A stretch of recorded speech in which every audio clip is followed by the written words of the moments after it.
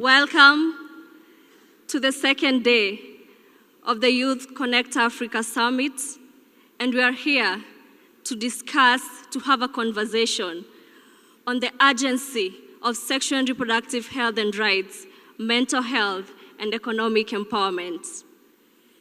My name is Lauren Wamaitha. I am from Kenya, a global health advocate, and I'm here representing UNFPA Kenya Youth Advisory Panel.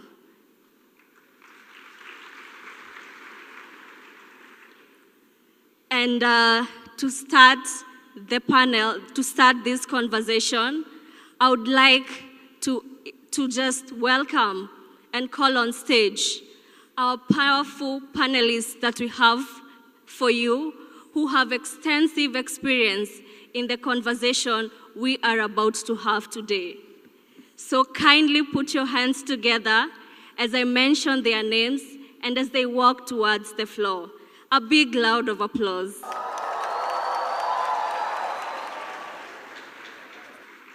And so our first panelist is the Minister of Information, Youth, Culture and Sports for Zanzibar, Honorable Tabia Maulid Mwita. Our second panelist is Dr. Christelle Giraneza, an eye accelerator innovator of the Urukundo Initiative on Sexual and Reproductive Health and Rights. She's followed by Honorable Emma Kantema Gaumas, the Deputy Minister of Sport, Youth and National Service Namibia.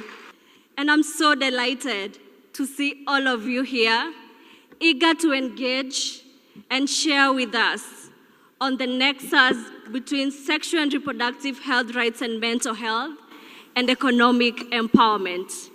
The urgency of these three issues in this decade of action cannot be ignored. And so we are very happy to have you here with us as we try to find ways we can be able to ensure that adolescents and the young persons in this continent of Africa are not left behind when it comes to health. Thank you. And so before we dive into the conversation, I would just like to give each and every one of us a context of what the situation is on sexual and reproductive health rights, mental health, and economic empowerment. And so nearly 37 million adolescents live with a mental disorder in Africa. And according to the World Bank data in 2019, Lesotho, South Africa, Eswatini, Botswana, and Zimbabwe are among countries with the highest suicide rates in the world, ranging from 14.1 per 100,000 in Zimbabwe to 72.4 per 100,000 in Lesotho, the highest suicide rates in the world. And these are not just numbers and statistics. These are human beings. They are the present and the future of Africa.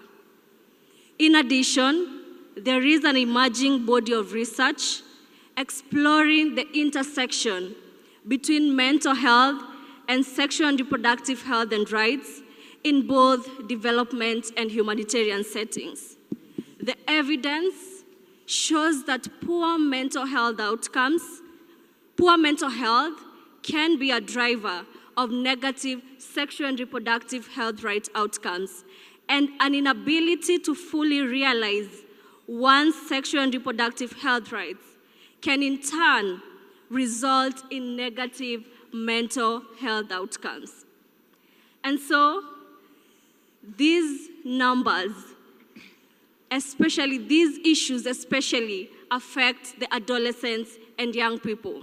For example, in the context of HIV,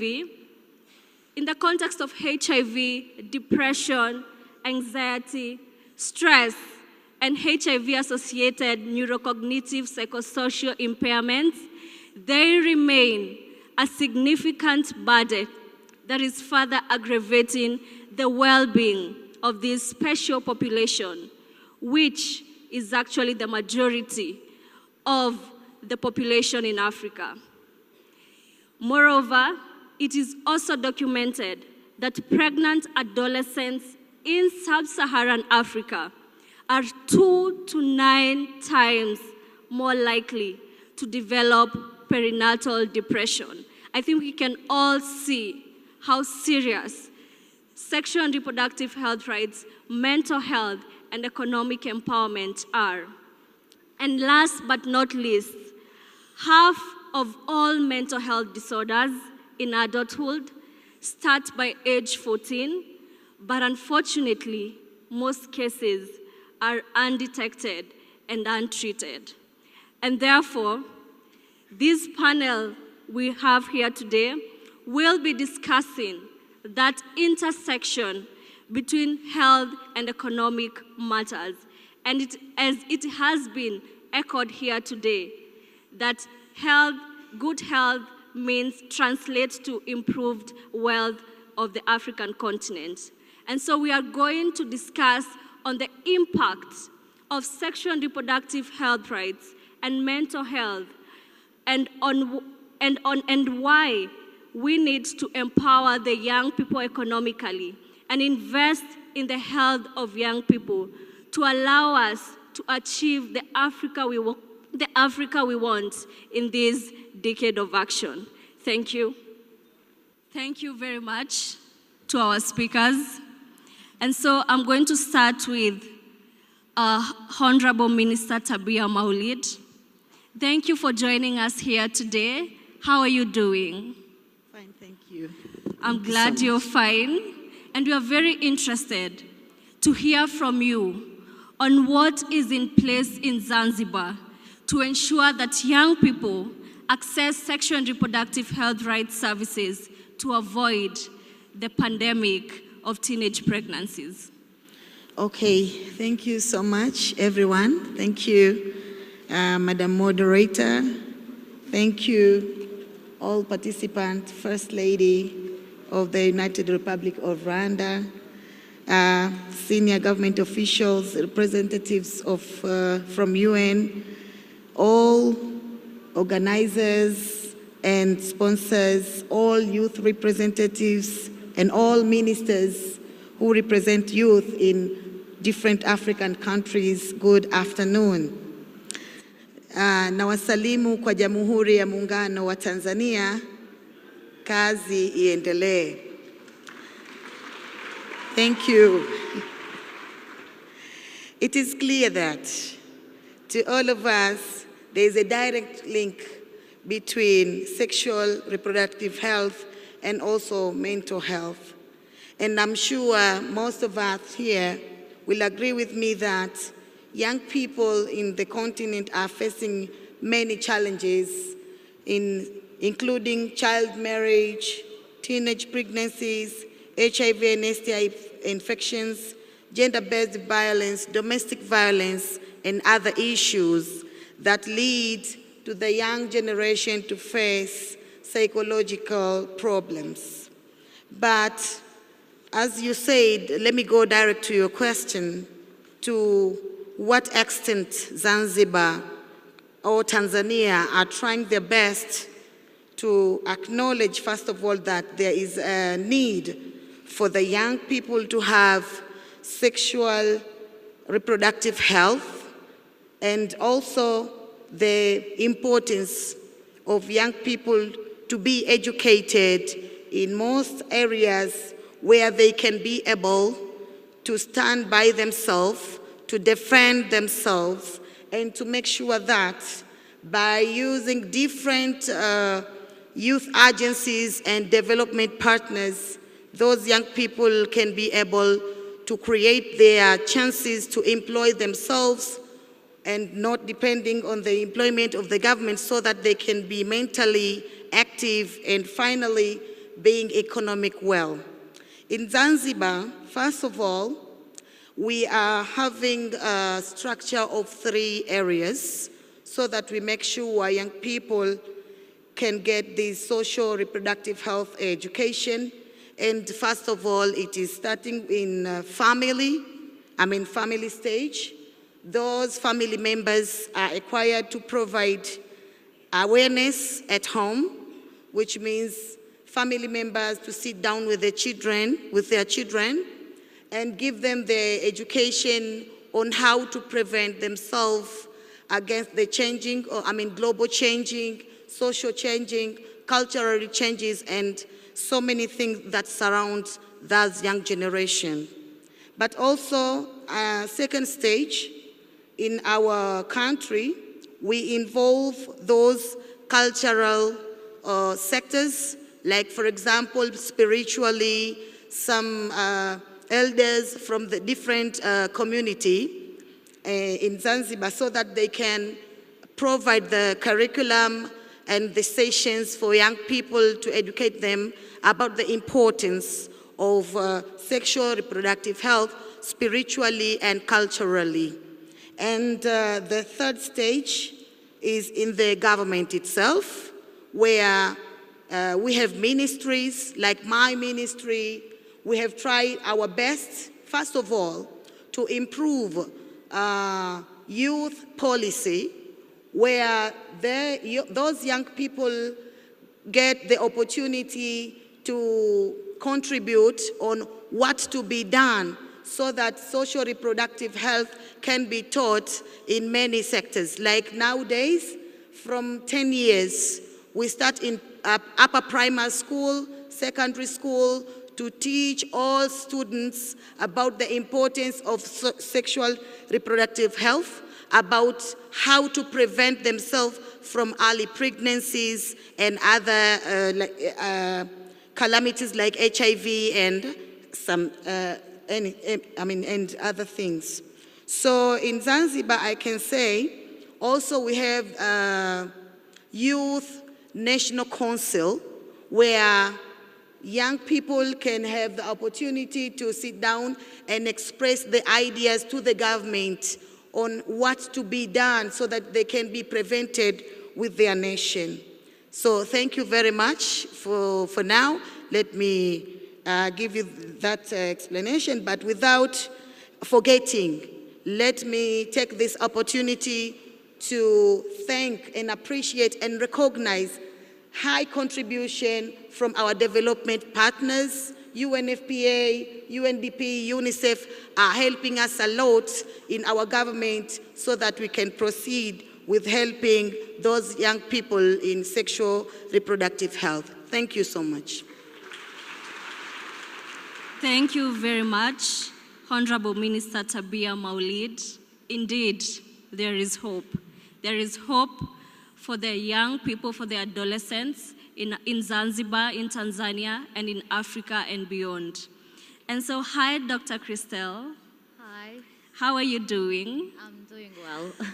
An important strategy when working for young people is to do so with young people themselves. Can you share with us any ideas on how to facilitate young people's access to sexual and reproductive health rights as an innovator? Thank you so much, Sister Lolen. So I want to first start by appreciating and also being sincerely grateful. It's such an honor for me to stand here and be part of this panel discussion. As a young person, as a young lady, and also as a young sexual and reproductive health activist and advocate. And I also want to take this opportunity to give my reconsideration and also big thankful for the First Lady of the Republic of Rwanda, Jeannette Kagame. She's one of my biggest role models, and I truly admire her. And it's because of how she believes in young people, and especially girls. And through Imbuto Foundation as the chairperson, together with Imbuto Foundation partners, they always find ways to empower girls and to empower young people and believe that we have skills and potential. So I'm grateful and thankful as well. So Responding to you, Sister Lolan, so one of the ideas is actually starting with us, young people. So as a fresh graduate in medical school, I can really testimony about that. And then one of the ways is actually investing in broader range of innovations and technology. At Urukundo Initiative, following UNFPA recommendation that sexuality education can be provided through games and role plays, we came up with Urukundo Life Skill Board Game, which was a game that we created throughout Innovation Accelerator program brought by Imbuto Foundation, and that's where we started. And the young people in the room, I'm telling you, that was the first door which opened for us. And our game became an award-winning game. It was users tested, and with the help and the support of the government, it got validated. It got at doorsteps of many families and schools, and it helps to create that bond between parents and children, and also improve parents and children communication on big matters of sexual reproductive health and mental health. And trust me, those issues are like myths and taboos, and not only in Rwanda, but also in the African continent. And through that innovation, we're able to see that young people have innovations, and they have skills and potentials to deliver. All they have to be given to is an opportunity to express themselves and explore those potentials. And through different many programs, like the Innovation Accelerator program, young people in Rwanda are given that opportunity. And it's seen that in schools, as Honorable said, comprehensive sexuality education is there, but I welcome young people in the room to think about innovations and educative tools that can be used, because they open up a platform to interact on such matters. And I would also like to take this opportunity to thank UNFPA Rwanda, Koika Rwanda, and the Ministry of Youth, Sport and Culture of Rwanda, because they supported different programs which are also brought by Imbuto Foundation in order for young people like me to stand here and testimony how preventive health is as far much important as curative health. And I'm telling you out of experience, I'm a fresh graduate medical doctor, and I'm telling you investments are required in all fields. Thank you. Thank you very much, Christelle. Indeed, we cannot progress, we cannot accelerate the Sustainable Development Goals, and especially sexual and reproductive health rights, without innovation. To Honorable Emma Kantema, we are honored to have you here today. And we are honored to have you here today and for you to share the work that the government of Namibia is focusing on to ensure that young people are not only empowered economically, but also healthily. Would you please give us a few examples of what is in place in Namibia for that to happen, especially now that Namibia has started the Youth Connect Africa Namibia chapter? Thank you very much for the opportunity. I bring you greetings from Namibia, the land of the brave. I'm pleased and excited to be here and listening to Her Excellency Ms. Janet Kagame speaking about what the Imbuto Foundation is doing. As a leader in the youth sector, I was filled with hope, knowing that, as Ms. Kagame has mentioned, no problem is left unattended. And I think she really deserves a round of applause.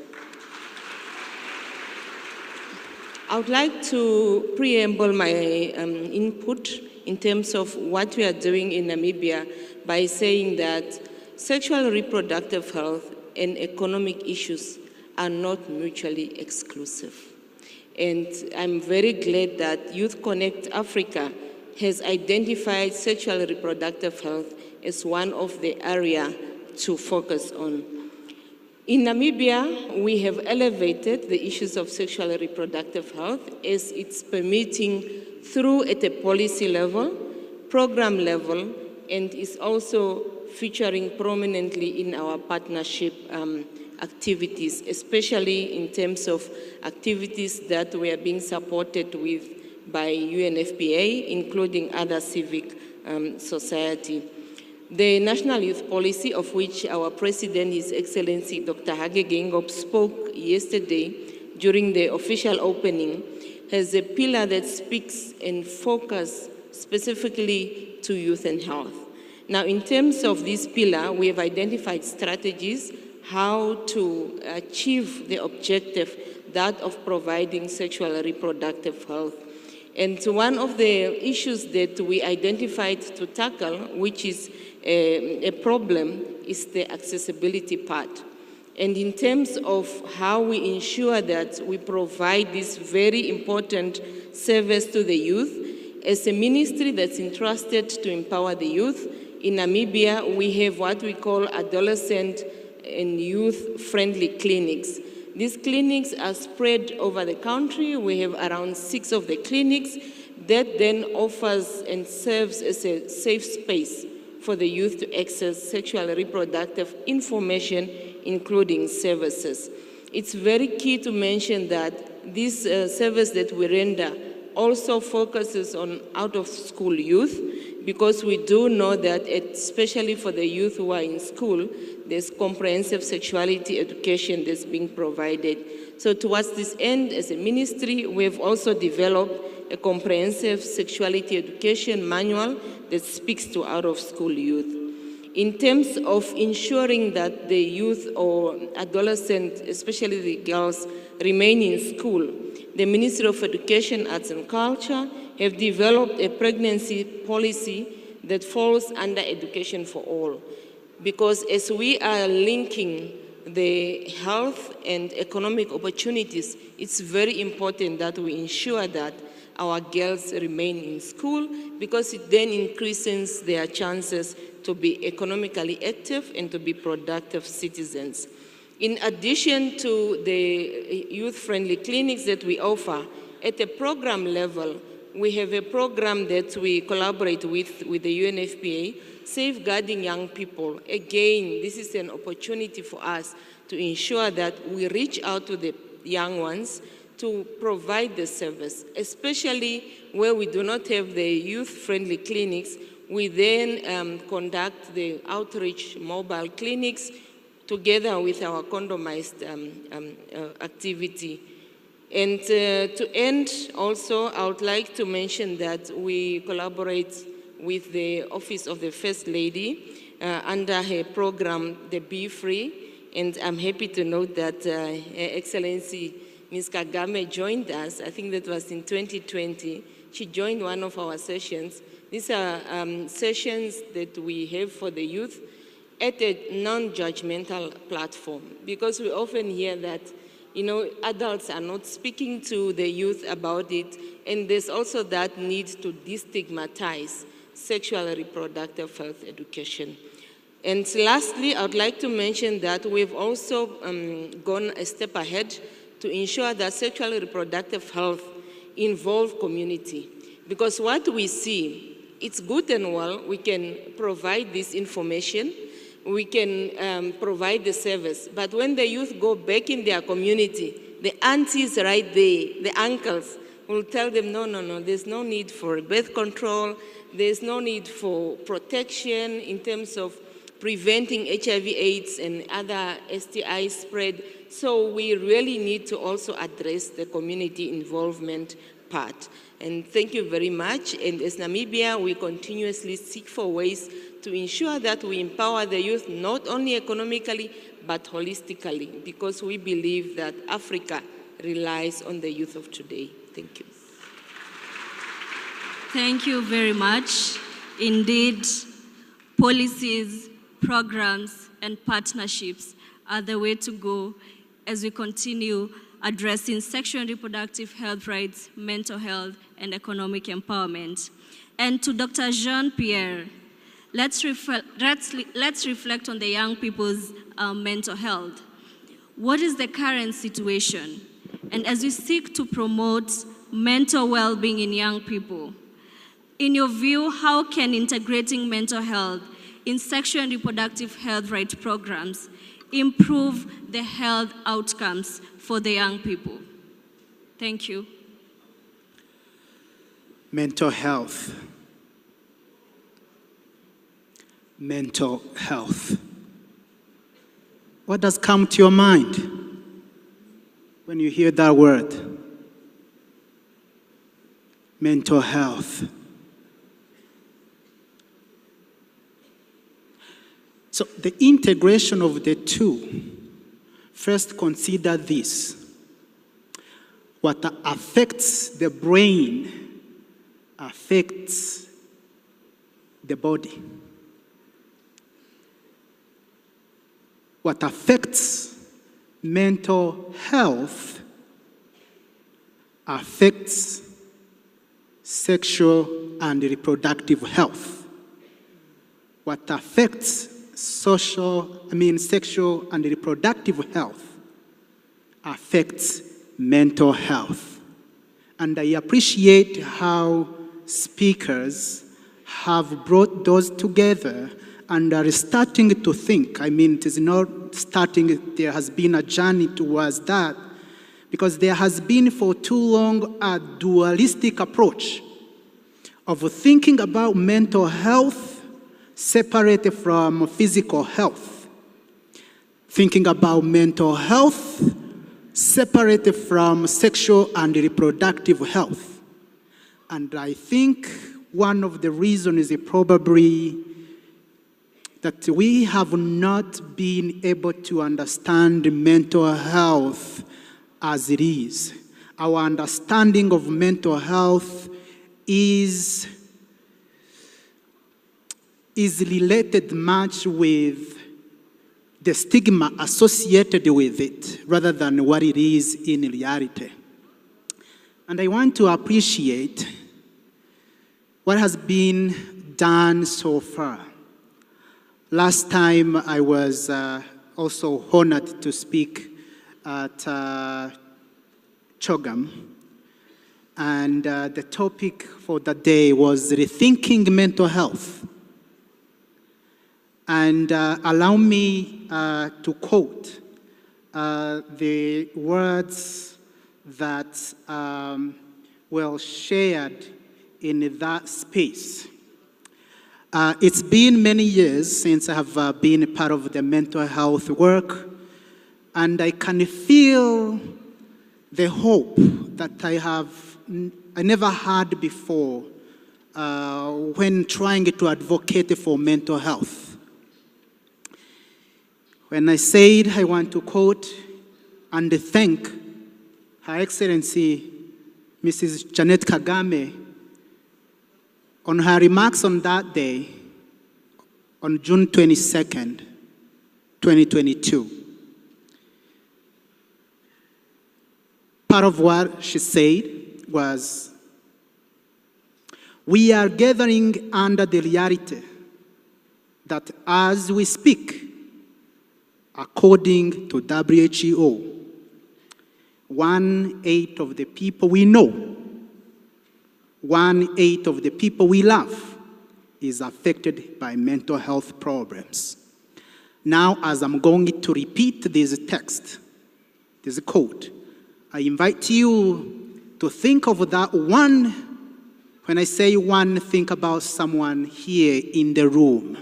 Sometimes we think about mental health and we don't think about us, about ourselves. We think about hospitals and we think about some people that look in a certain way. But when, again, I invite you, when I read these, when I say one, think about yourself. Actually, not someone else. Everyone here experiences stress. The only time you do not experience stress is after we say goodbye, when you are no longer with us, when I'm no longer with you is when I will be free from stress. But I'm not talking about mental health disorders then. Not everyone has a mental health disorder. But we experience mental health disorders after a long accumulation of stress. It doesn't come overnight. Back to the quote. We are gathering under the reality that as we speak, according to the WHO, you, myself. It's about us. One.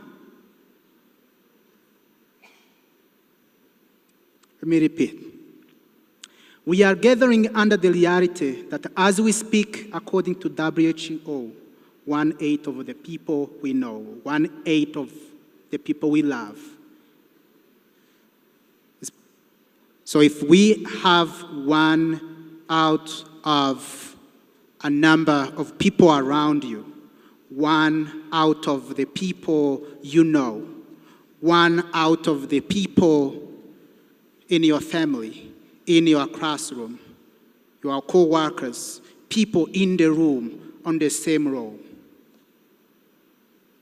When we talk about mental health, we are talking about us.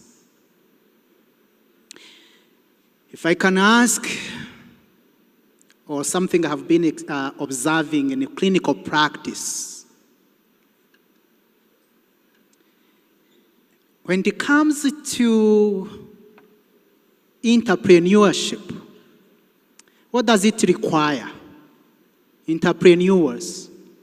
Tell someone else next to you 1 word of what it requires to be a good entrepreneur. All right. Ideas. Someone else?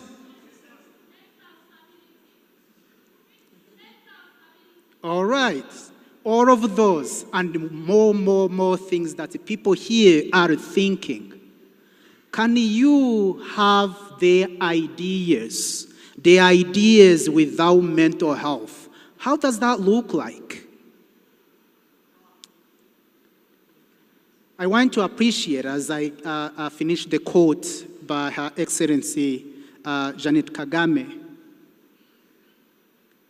I appreciate the work that has been done in this holistic approach of looking about mental health, not just as this is something that is here on the top, and this the rest of the body as if it is the transportation of the head. It is not true.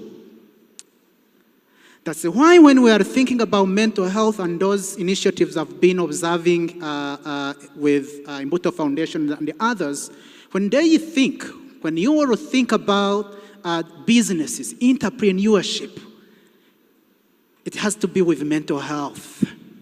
When you think about health, sexual and reproductive health, it's connected to mental health. But then what is the mental health?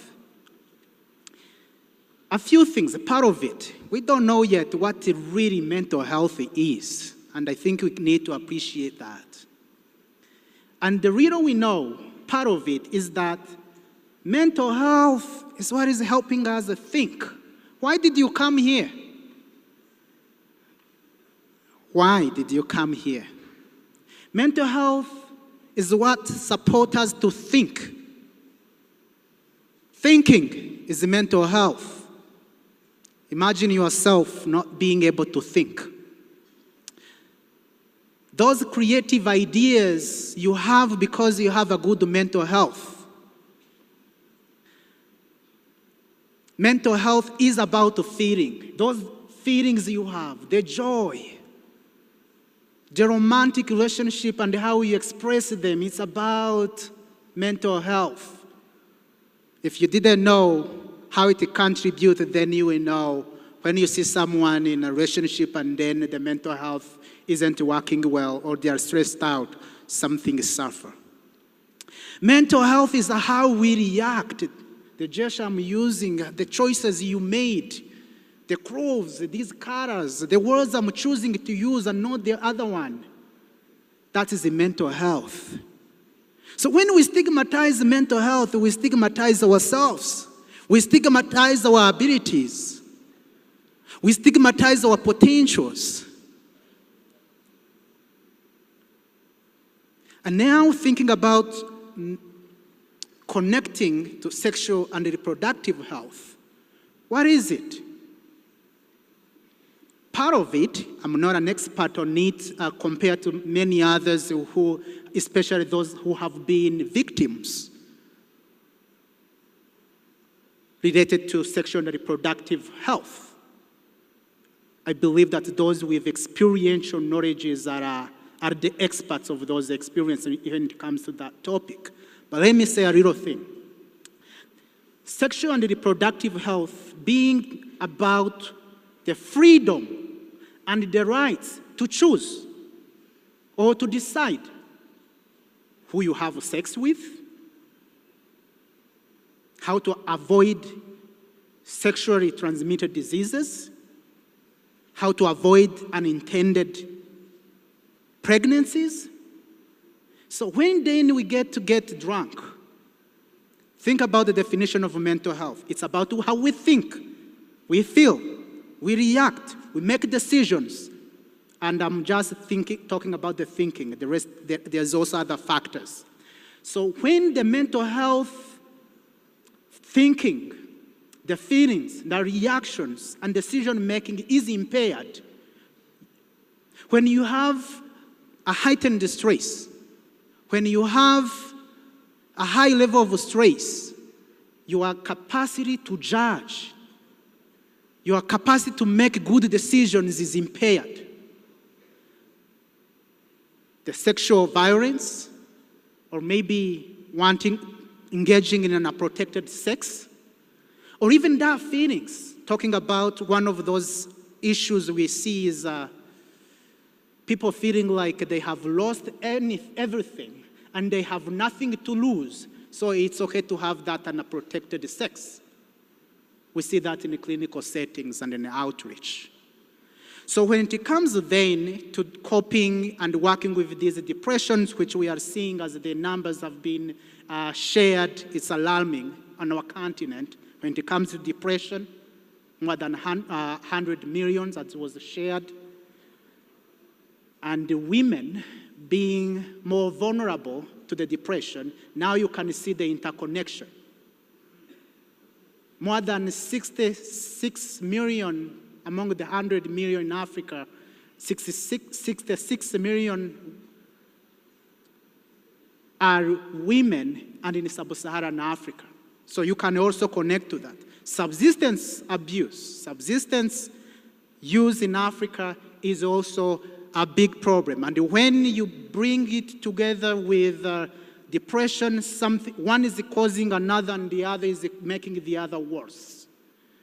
And we are seeing alarming statistics like recent numbers of 42% of youth in sub-Saharan Africa. And a recent study showed that youth are engaging, those number among those who were surveyed, 42 were using drugs, any types of drugs, or that abuse those others, that's alcohol. When I say drugs, also allow me to say alcohol and other drugs, because it can be toxic itself. So as I conclude this conversation, if you are here, the self-knowledge is important for you to engage in a process of healing, knowing what you want, and allowing yourself to engage in a therapeutic process. Thank you. Thank you. Thank you, Dr. Jean-Pierre. And last but not least, to Charles, all the way from Uganda. You are the chairperson of the National Youth Network called Afrian in Uganda. Please tell us why investing in young people's health is important also for economic growth in our countries and overall in our beautiful continent, in just a few minutes. Thank you so much, moderator. I think the moderator is doing a good job. Can we clap for her? And she's still young. And thank you so much for the opportunity. I want to appreciate UNFPA Uganda for sponsoring my trip to this place. Rwanda is so beautiful, and I'm really comfortable here. Thank you so much for hosting us, Rwanda. I'm still as well happy that the majority of this congregation are young people, and whatever I'm going to be speaking is something to inspire you young people to be a voice and demand for your rights. Are you hearing me? You should demand for what belongs to you. So about 60% of the Africa's population are young people below the age of 25. If we are speaking about investing in young people, we are actually literally talking about investing in us, because we are the majority. The country I come from, Uganda, over 75% of the population is below the age of 30. That shows you how important we are, because we are the majority. And I'll tell you that if we invest in young people, we are not just investing in them, but we are also investing in the future. The young people are here for a longer time compared to the older generation. The skills we give them, they are going to live with them for a long time. Young people have a lot to lose as opposed to the older generation. So there is a lot that we should do, and it is very important that we set key priorities around health. I want to share with you just some statistics, and this is very undesirable. And I'll use a case study of Uganda because I think I know Uganda better. But it's just a representation of so many other countries in Africa.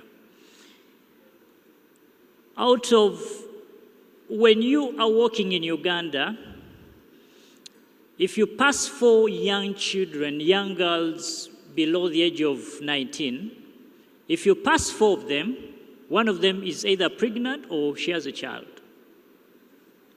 What does that mean? It means that 25% of that age bracket, they are young mothers or they are pregnant.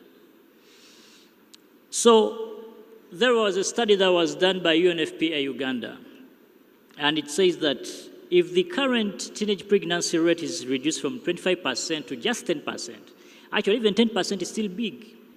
It's still big. But if it's reduced to that, about half of the health care expenditure for teenage mothers will be saved.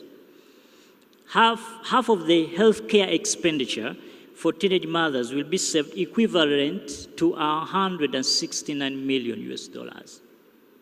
Annually, more than $181 million will be spent by government of Uganda on health care for the teen mothers and the education of their children every year. That's how much Uganda will be spending. $181 million. So what does that tell us? It tells us there is a lot we should do to ensure that these girls, and actually also boys, because it's a girl doesn't get pregnant by herself. It's either me or him who will do it, who will impregnate her. So it's important for us to invest in them, not just actually services, but also information. With information, these girls and boys are able to make informed decisions. I have some bit of background in medical, and most of the time when these girls come to us, sometimes they don't know what to do. They don't have information about emergency contraception, and as I think some of them are here. She'll have sex because sometimes we don't have control over that because these are feelings and they're natural, But how do we manage them? Yes, so if you laugh, please go on. You can laugh. So the thing is that we may not be able to control our feelings, but how can we control the way we have sex, So do we have information about contraception?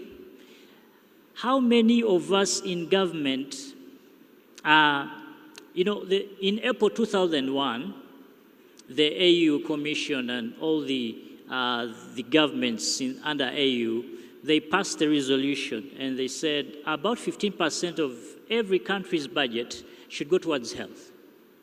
In Uganda, it has never crossed up to 10. I don't know about here. Maybe Honorable Mbabas can tell us. If it was a ministry kind of health event, I would be asking every minister to tell us what the percentage is in their country. But for us, it's been, I think, about between 6 and 8%. And that was a resolution that was passed about how many years? About 20 years. So with the figures I've just shown you, you can see how much we can actually spend if we invest in the health of young people, not just services, but also information, policies that talk about health.